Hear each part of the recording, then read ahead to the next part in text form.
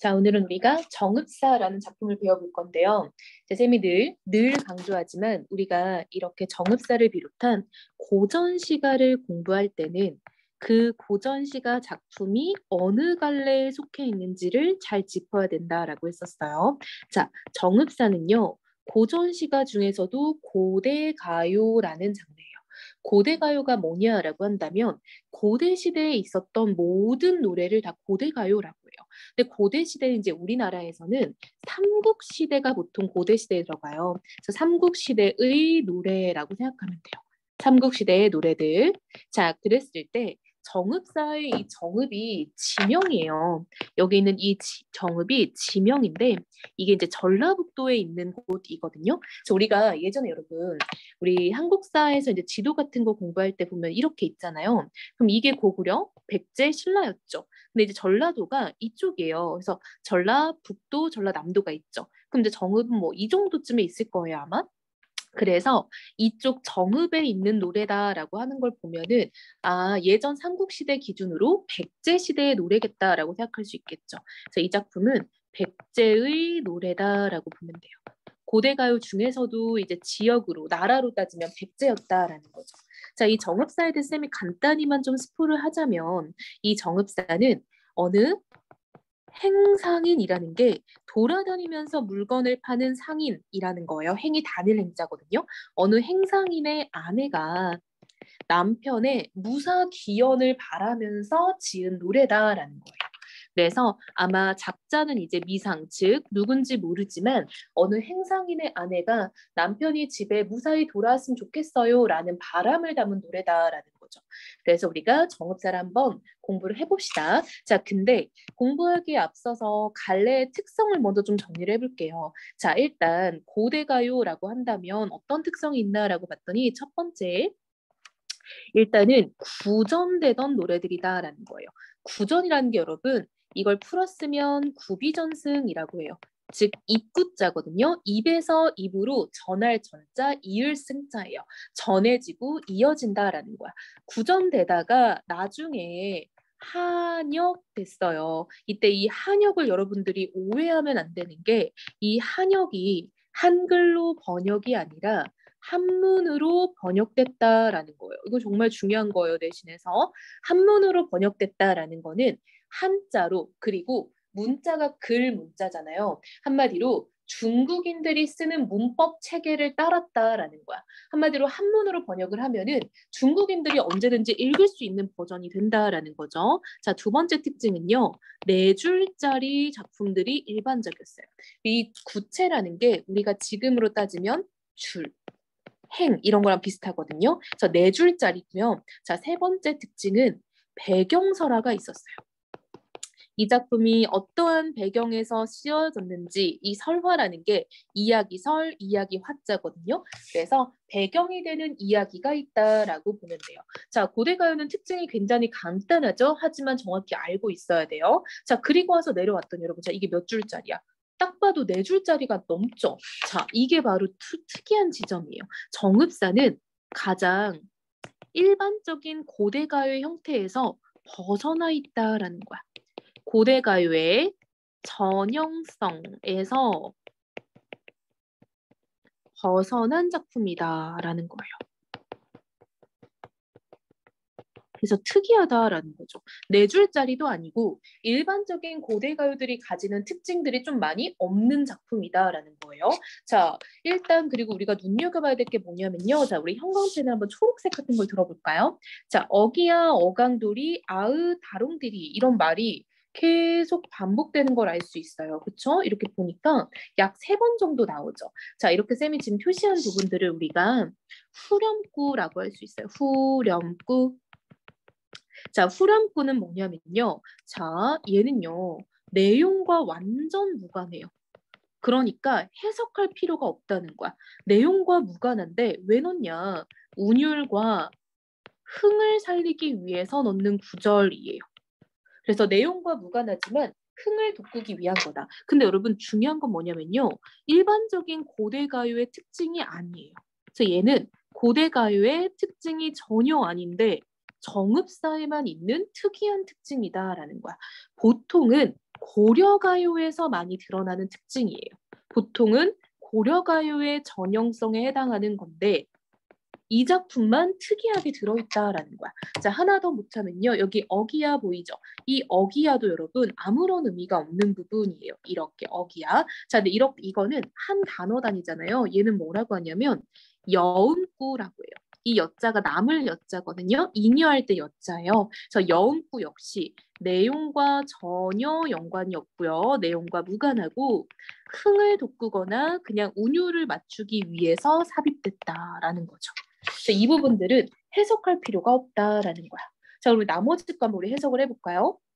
자, 달하 높이굼 도드샤라고 되어 있죠. 그럼 여기서 말하는 달이 우리가 아는 그 달이에요. 하늘에 떠 있는 달인데요. 이때 이 하라는 게 뭐냐면 이 하는 높임의 전미사예요.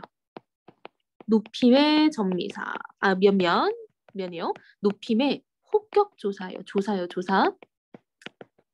자, 그래서 이게 현대어로 따지면은 뭐뭐님 이렇게 해석하면 돼요. 그래서 달림 이렇게 부르는 거예요. 달림 불렀어요. 자, 높이 곰 여러분 이 곰자는 뭐냐면요. 강조를 하는 접사예요. 문법 용어죠. 자, 강조의 접미사라고 해서 앞에 말을 2번 반복해라라는 뜻이야. 무슨 말이냐 봤더니 높이 이렇게 2번 쓰면 되는 거야. 근데 여러분 옛날에 이거를 이제 한문으로 번역했다가 다시 훈민정음으로 적어놓은 거잖아요. 그럼 이거를 이어 적겠을 거란 말이죠. 그래서 원래대로 돌리면은 높이 이렇게 쓰면 된다는 거야.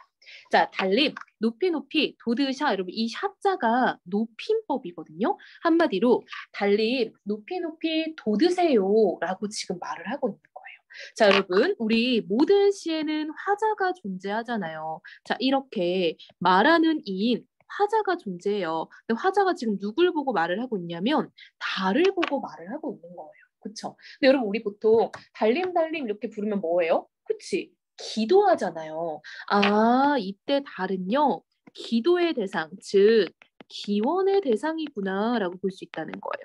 내가 기도하는 대상이다라는 거죠. 그럼 화자는 대체 달에게 무슨 기도를 하고 싶었을까? 쌤이 앞에서 스포했죠. 남편이 밖에 나가서 일을 하니까 무사히 돌아왔으면 좋겠다라고 생각을 한다는 거죠. 자, 머리곰 어떻게 하면 돼요? 머리라고 하면 되겠죠. 여러분 이 머리가 그 머리가 아니에요. 멀리라고 보면 돼요. 멀리 비춰주세요라는 거야.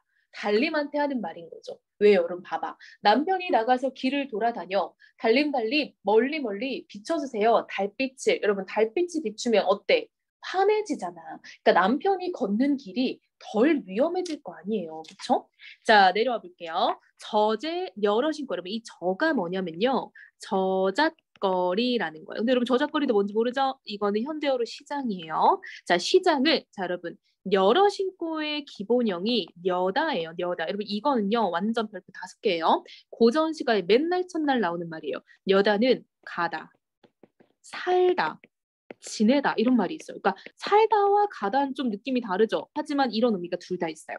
시장을 돌아다니고요. 이런 말이야. 누가? 남편이죠, 여러분. 화자는 지금 집에 있잖아. 내 남편이 시장을 돌아다니시고요. 라는 말이야.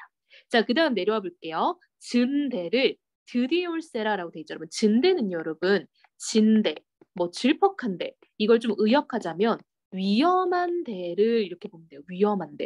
여러분 우리 위험한 데를 가고 싶어하는 사람 아무도 없잖아요. 그쵸? 이건 어떤 남편에게 다가올 고난과 시련이라 볼 수 있다는 거죠. 근데 여러분 이거를요 여러 가지로 해석할 수 있어요. 첫 번째는 뭐냐면 진짜 말 그대로 생명의 위협이 되는 데가 있을 수 있겠죠. 여러분 옛날 시대는 자동차 없잖아. 걸어다니고 산 넘다 보면 호랑이가 있어요. 그래서 호랑이 같은 어떤 정말 생명의 위협이 되는 곳. 자, 두 번째.